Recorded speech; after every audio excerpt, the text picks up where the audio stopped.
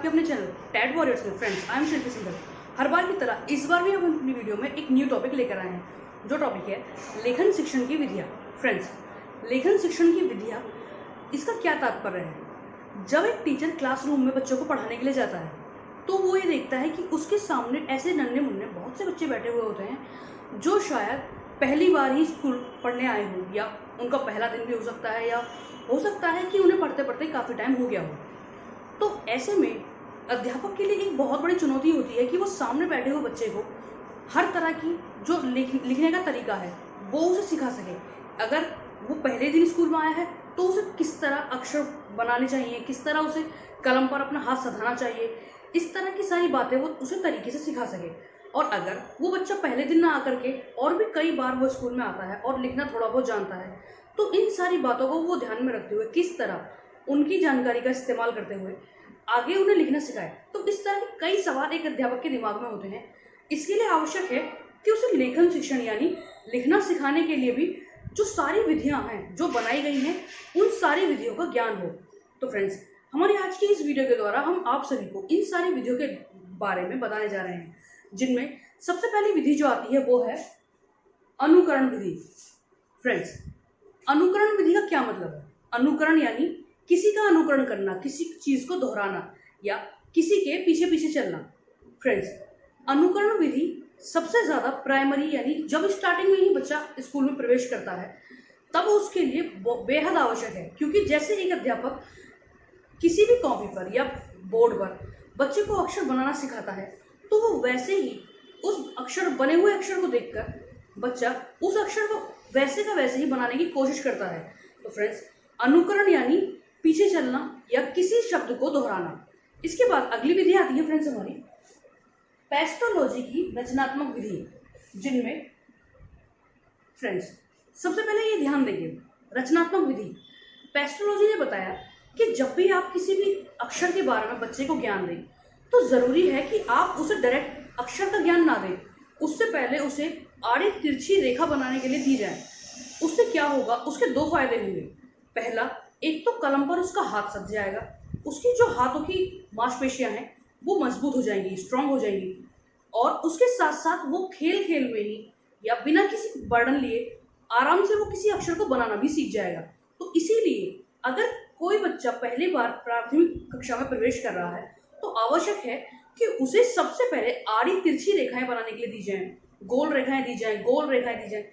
इस तरह दुनिया भर की जो भी जितने भी अक्षर बन सकते हैं वो सारी रेखाएं उस बच्चे को समझने के लिए दी जाएं, जिसमें फ्रेंड्स कुछ इस तरह की सीधी रेखा है, कुछ तिरछी, कुछ माइनस की जैसी, कुछ गोल और कुछ सी जैसी, इस तरह की कुछ रेखाएं वो शामिल हो सकती हैं। इनके प्रयोग के द्वारा वो बच्चा आसानी से जब अगले लेवल पर वो किसी अक्षर को बनाएगा तो आसानी से उस अक्षर को आसानी से बना लेगा। इसके बाद फ्रेंड्स अगली जो विधि आती है हमारी मोंटेसरी विधि। फ्रेंड्स, मोंटेसरी विधि एक बहुत उपयोगी विधि मानी गई है। इसमें ऐसा होता है, बच्चे को लिखने के लिए एक गत्ता दे दिया जाता है। आप लोगों ने फ्रेंड्स कभी देखा होगा, कुछ टॉयज इस तरह के आते हैं, जैसे प्लास्टिक के कुछ टॉयज आते हैं, उनमें अल्फाबेट्स बने हुए होते हैं। तो इसी तरह की जो इस तरीके से जो बच्चा लिखना सीखता है वही मोंटेसरी विधि है। इसमें एक गत्ते में अक्षर की आकृति कटी हुई होती है और सबसे पहले उसमें कहा जाता है बच्चे से कि तुम इसमें उंगली घुमाओ और अक्षर को बनाने की प्रैक्टिस करो। जब बच्चा धीरे धीरे उस अक्षर को बनाना सीख जाता है तब उसे उसी गैप में यानी गत्ते में जो आकृति बनी हुई है, चाहे वो ऐसे अनार हो या आसे आम या अन्य कोई भी वर्ण हो, तो उसके बाद उसे उसमें पेंसिल चलाने के लिए कहा जाता है। जैसे वो उसमें पेंसिल को चलाता है तो उसका हाथ उस अक्षर पर सध जाता है।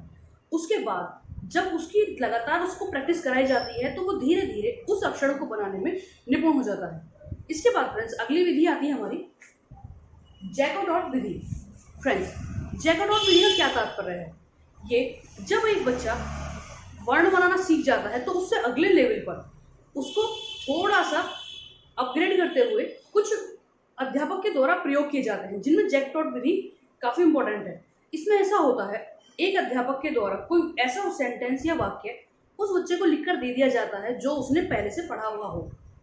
जब बच्चा उस वाक्य को देखकर पढ़ता है, जानता है, तो उसके जैसे अक्षर बनाने की कोशिश करता है और कोशिश करने के साथ साथ वो उन अक्षरों को जो उसके द्वारा बनाए गए हैं उन्हें ऊपर लिखे हुए वाक्य से मिलाकर स्वयं ही चेक कर लेता है। तो फ्रेंड्स, इसके बाद अगली जो विधि है विश्लेषण विधि।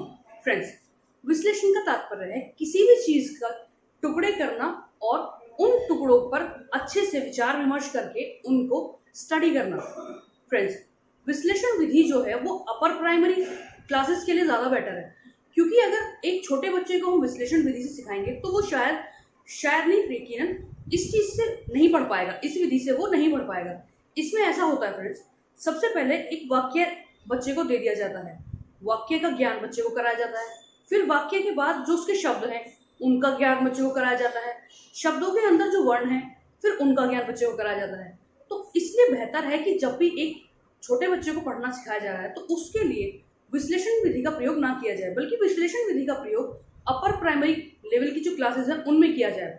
इसके बाद फ्रेंड्स अगली विधि आती है हमारी संश्लेषण विधि। फ्रेंड्स, संश्लेषण विधि जो है वो छोटे से लेकर बड़े तक प्रारंभ होती है, यानी कि इसमें सबसे पहले वर्ण सिखाया जाएगा, उसके बाद वाक्य बनाना सिखाया जाएगा। फ्रेंड्स, सबसे पहले एक आवश्यक है कि जब भी एक छोटा बच्चा क्लास में आ रहा है तो उसको सबसे पहले वर्ण ऐसे अनार, आ से आम, कै कबूतर, इस तरह के वर्णों का ज्ञान उसे दिया जाए। उसके बाद फिर उसे शब्द समझाया जाए और उसके बाद ही उसे वाक्य रचना दी जाए। इससे आसानी से वो सभी बातों को समझेगा, सारे वर्णों की पहचान कर लेगा और आसानी से उन्हें वो लिखना, बोलना, पढ़ना सीख जाएगा।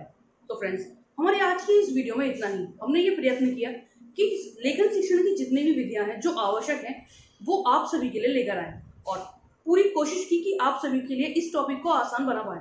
फ्रेंड्स, आपको इस वीडियो के बारे में या अन्य किसी और वीडियो के बारे में हमसे कुछ कहना हो या आप कुछ सुझाव देना चाहते हैं तो प्लीज़ हमें कमेंट करके जरूर बताएं। मिलते हैं अगले बार एक ऐसे ही टॉपिक के साथ। तब तक अपना ध्यान रखें, अपने अपनों का ध्यान रखें और पूरा मन लगाकर सेफ रहकर अपने एग्जाम्स की तैयारी करते रहें। धन्यवाद।